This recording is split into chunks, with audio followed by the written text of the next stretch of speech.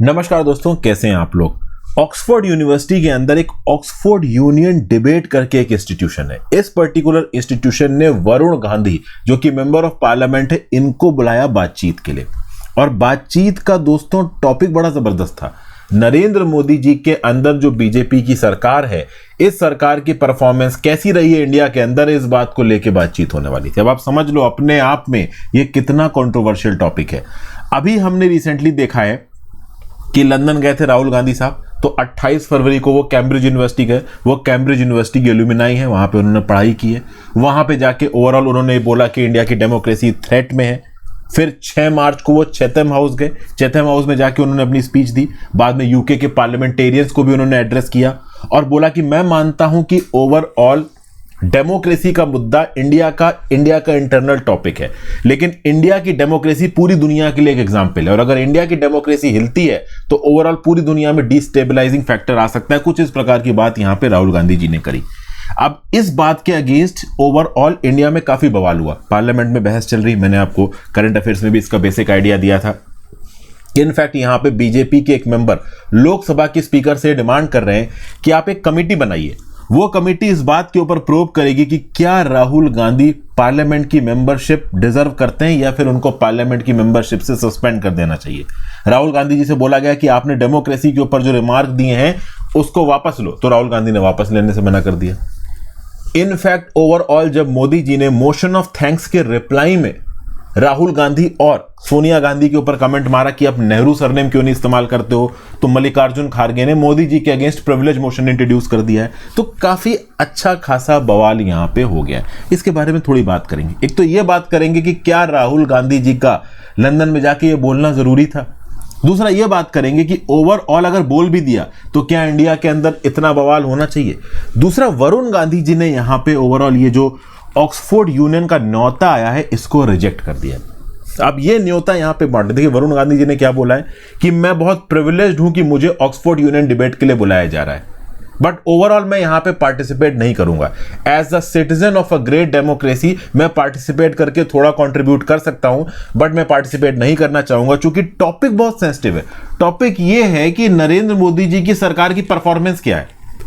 तो वरुण गांधी जी ने यहां पे साफ साफ बोल दिया है कि इस प्रकार के टॉपिक में एंड रिजल्ट क्या आने वाला है ये बहुत क्लियर है। क्योंकि जब किसी देश के अंदर कोई सरकार काम कर रही है तो वो अच्छा कर रही है या बुरा कर रही है, परसेप्शन पे डिपेंड करता है। एक पर्टिकुलर सरकार जहां पे जैसा भी काम कर रही हो उसके कुछ सपोर्ट करने वाले होंगे और कुछ अपोज करने वाले होंगे। और फॉरेन कंट्री में जब नरेंद्र मोदी जी की सरकार की परफॉर्मेंस के रिस्पेक्ट में बात होगी और अलग अलग आइडियोलॉजिकल और इंटेलेक्चुअल लोग बात करेंगे तो कहीं ना कहीं बुराई होगी। तो इस रिस्पेक्ट में वरुण गांधी जी ने मना कर दिया। अब यहां पे 2-3 चीजें समझते हैं। सबसे पहले तो मैं आपको बताता हूं ऑक्सफोर्ड यूनियन के बारे में। ऑक्सफोर्ड यूनियन की वेबसाइट पे जाओगे तो 22 सेंटेनरी ईयर था इसका 2023 का, मतलब 200 साल हो चुके हैं ऑक्सफोर्ड यूनियन को बने हुए। जी हां, ऑक्सफोर्ड यूनियन की शुरुआत दोस्तों हुई थी 1822 के एंड में। 25 यंग लोग मिले और उन्होंने 1822 के एंड में बनाया यूनाइटेड डिबेटिंग सोसाइटी। ये यूनिवर्सिटी ऑफ ऑक्सफोर्ड के अंदर बना था, तो यूनिवर्सिटी ऑफ ऑक्सफोर्ड के अंदर बनाया गया यूनाइटेड डिबेटिंग सोसाइटी। ये सोसाइटी सेटअप की गई थी मार्च 1823 में। एंड 1822 से इसके बनने का प्रोसेस शुरू हो गया था और इस सोसाइटी के अंदर डिबेट होती थी। जो सबसे पहली डिबेट हुई थी वो ब्रिटेन की पॉलिटिकल हिस्ट्री को लेकर हुई थी। ब्रिटेन में 1550 के लगभग जो थॉमस क्रोमवेल के अंदर आप कह लो देखिए मैं आपको बता दूं, हेनरी 8 के राज में थॉमस क्रोमवेल चीफ मिनिस्टर थे और उन्होंने ओवरऑल गवर्नेंस में कुछ इंपॉर्टेंट चेंजेस किए। 1533 से लेकर शायद 1540 तक ओवरऑल यहां पे क्रोमवेल चीफ मिनिस्टर थे। 1540 में उनको एग्जीक्यूट कर दिया गया। तो ये ब्रिटेन की पॉलिटिकल हिस्ट्री का एक पार्ट है। तो क्रोमवेल ने जो रेवोल्यूशन किया था वो किंग के टिरेनिकल कंडक्ट के अगेंस्ट था या सच में डेमोक्रेटिक स्पिरिट के प्रति एक कदम था। इस बात को लेकर सबसे पहली डिबेट हुई थी ऑक्सफोर्ड यूनियन में। उसके बाद बहुत सी डिबेट्स हो चुकी हैं। तो ये जो ऑक्सफोर्ड यूनियन है इसकी शुरुआत हुई थी as a united debating society. शुरू में ऑक्सफोर्ड यूनिवर्सिटी ने इसकी प्रेजेंस को नहीं माना। 1825 में यूनाइटेड डिबेटिंग सोसाइटी को डिसॉल्व कर दिया गया और फिर बनाया गया ऑक्सफोर्ड यूनियन सोसाइटी। और अब तक ऑक्सफोर्ड यूनियन सोसाइटी काम कर रहा है। 1963 में ऑक्सफोर्ड यूनियन सोसाइटी में वुमेन को भी इंट्रोड्यूस किया गया, वुमेन स्पीकर्स भी यहाँ पे आके बोलते हैं, तो पूरी तरीके से ये इंक्लूसिव है। बहुत बड़ी बड़ी पर्सनालिटीज इंडिया से, शशि थरूर साहब, US president Ronald Reagan, Jimmy Carter, Bill Clinton, civil right activist जैसे Malcolm X, Nobel peace laureate जैसे Dalai Lama, Mother Teresa, scientist जैसे अल्बर्ट आइंस्टाइन, स्टीफन हॉकिंग, ये सब इस ऑक्सफोर्ड यूनियन में जाके अपनी स्पीच दे चुके हैं। कभी कभी ऑक्सफोर्ड यूनियन में जो आपके तो डिस्कशंस होते हैं वो थोड़े कंट्रोवर्शियल भी हो जाते हैं, जैसे अभी नरेंद्र मोदी जी की सरकार की परफॉर्मेंस कैसी है, ऑब्वियस सी बात है ये डिस्कशन कंट्रोवर्शियल होने वाला है, इसलिए वरुण गांधी जी ने पहले बोल दिया कि भाई मैं साइड हूं। दूसरा, 2007 में एक बार होलोकास्ट को ना मानने वाले डेविड इरविंग को भी मतलब इनवाइट किया गया था, तो वो जो होलोकास्ट के अगेंस्ट बात करता है वो ऑब्वियस सी बात है कहीं नाजिज्म माइंडसेट का है, तो इस बात को लेकर इनको क्रिटिसाइज किया गया। तो ऑक्सफोर्ड यूनियन में जो डिबेट्स होती है उनकी काफी इंपॉर्टेंस होती है, और इस डिबेट के एंड में दोनों साइड पे 4-4 लोग होते हैं। इस डिबेट के एंड पे जितने भी वहां पे एल्यूमिनाई, स्टूडेंट्स और ऑक्सफोर्ड यूनिवर्सिटी के जो प्रेजेंट मेंबर्स हैं वो उस पर्टिकुलर डिबेट में प्रेजेंट रहते हैं, वो अपना वोट डालते हैं। अगर हाँ बोलेंगे तो आयस बोलेंगे, अगर ना बोलना है तो नोज बोलेंगे, और फिर डिसाइड किया जाएगा कि हाँ भाई डिबेट का फाइनल आउटकम क्या निकला। तो एक तो ऑक्सफोर्ड यूनियन डिबेट की इंपॉर्टेंस है कहीं ना कहीं इंटरनेशनल कोर्स में, इसलिए मैं आपको इसके बारे में बताया। अब फाइनली बात करते हैं कि वरुण गांधी जी ने यहां पे इस प्रकार की डिबेट में पार्टिसिपेट करने से मना कर दिया। क्या राहुल गांधी को इस प्रकार की डिबेट में पार्टिसिपेट करना चाहिए था? देखिए, इसके दो फैसेट्स हैं और दोनों फैसेट्स को ही आप मैच्योरिटी से देखना चाहिए। पहला फैसेट तो ये कि राहुल गांधी जी ने 28 फरवरी को जाके कैम्ब्रिज यूनिवर्सिटी में बोला कि इंडिया की डेमोक्रेसी खतरे में है, और 6 मार्च को उन्होंने बोला कि ठीक है ये इंटरनल प्रॉब्लम है लेकिन इंडिया की डेमोक्रेसी दुनिया की डेमोक्रेटिक सेटअप के लिए इंपॉर्टेंट है। अब इस बात को लेके बीजेपी के लीडर्स और बहुत से लोग इंडिया के अंदर ये बोल रहे हैं कि आप फॉरेन प्लेटफॉर्म क्यों इस्तेमाल कर रहे हो इंडिया की डेमोक्रेसी को क्वेश्चन करने के लिए। इंडिया के अंदर करिए, भारत जोड़ो यात्रा आपने करी, पूरे इंडिया ने राहुल गांधी को रिकॉग्नाइज किया, पूरे इंडिया में राहुल गांधी जी की तारीफ हुई, जो कि काबिले तारीफ चीज थी वो। लेकिन अब आप एक देश के बाहर जाके देश की डेमोक्रेसी को क्रिटिसाइज करो तो क्या सही है?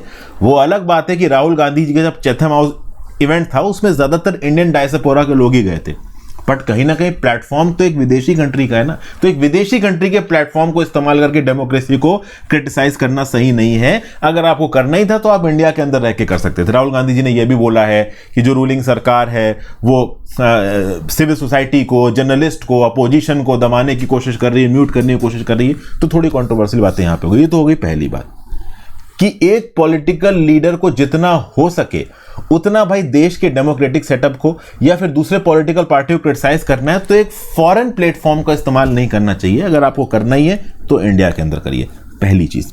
तो कुछ हद तक देखो तो राहुल गांधी जी ने गलत किया, ऐसा बोला जा सकता है, बट क्या उन्होंने इतना गलत किया कि इंडिया के अंदर इस प्रकार के स्टेप्स उनके ऊपर लिए जाएं कि भाई उनकी पार्लियामेंट की मेंबरशिप को सस्पेंड किया जा रहा है, उनके अगेंस्ट डिमांड की जा रही कि लोकसभा के स्पीकर एक पैनल बनाए, इंक्वायरी हो और उनकी एमपी मेंबर ऑफ पार्लियामेंट की पोस्ट हटा दी जाए? क्या ये करना जरूरी है? देखिए, ये भी करना जरूरी नहीं है। अगर राहुल गांधी जी ने इंडिया की डेमोक्रेसी को फॉरेन प्लेटफॉर्म पे जाके क्रिटिसाइज किया है तो ये समझने की ताकत देश के लोगों पे होनी चाहिए। देश के लोगों के अंदर अगर इतनी मैच्योरिटी है कि वो इस बात को समझ सके कि हाँ भाई हमारे देश का लीडर किसी और देश में जाके क्रिटिसाइज कर रहे हैं इंडिया की डेमोक्रेसी को, तो वो सही नहीं है। और अगर कुछ लोग ये बोलते हैं कि सही है तो हमें उनकी भी फ्रीडम ऑफ स्पीच को रिकॉग्नाइज करना चाहिए। तो अगर राहुल गांधी जी ने बाहर जाके डेमोक्रेसी पे बोल के कुछ गलती की तो फिर उससे बड़ी गलती ये हो रही कि इंडिया के अगेंस्ट उनके अगेंस्ट एक्शन लिया जा रहा है। तो ये जो कमेटी बनाना है और उनके अगेंस्ट सस्पेंशन करवाना, उनकी मेंबर ऑफ पार्लियामेंट की मेंबरशिप हटवाना, ये अपने आप में और गलत हो जाएगा। तो अगर राहुल गांधी वहां पे बोल के गलत करके आए हैं तो उसके बाद यहां पे जो हो रहा है वो भी गलत है। तो दोनों फैसेट्स हैं। इंडिया की डेमोक्रेसी इतनी मैच्योर होनी चाहिए कि एक भारतीय नागरिक खुद ये समझ सके कि जो हो रहा है वो गलत है। ये क्वेश्चन आपसे इंटरव्यू में पूछा जा सकता है। एक इंटरव्यूअर आपसे ये पूछ सकता है कि राहुल गांधी ने देश के बाहर जाके डेमोक्रेसी को क्रिटिसाइज किया, क्या ये सही है या गलत है?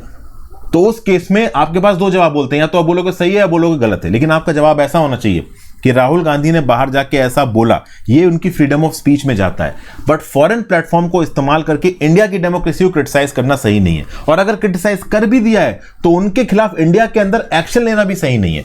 इंडिया की डेमोक्रेटिक सेटअप में लोगों में इतनी बुद्धि होनी चाहिए कि वो समझ सकें उनके लिए क्या सही है क्या गलत है। हर चीज में टिट फॉर टैट अगर पॉलिटिशियंस करते रहेंगे तो देश के लोग तो बेवकूफी बनते रहेंगे। तो ये ओवरऑल यहाँ पे समेशन है। आई होप आपको वीडियो का कंटेंट समझ में आया हो। Thank you for watching friends. Video को लाइक और शेयर कर दीजिएगा, इंस्टाग्राम पे फॉलो कर लीजिएगा, टेलीग्राम ग्रुप ज्वाइन कर लीजिएगा, ज्यादा से ज्यादा लोगों के साथ लेक्चर को शेयर करें। Have a great day friends.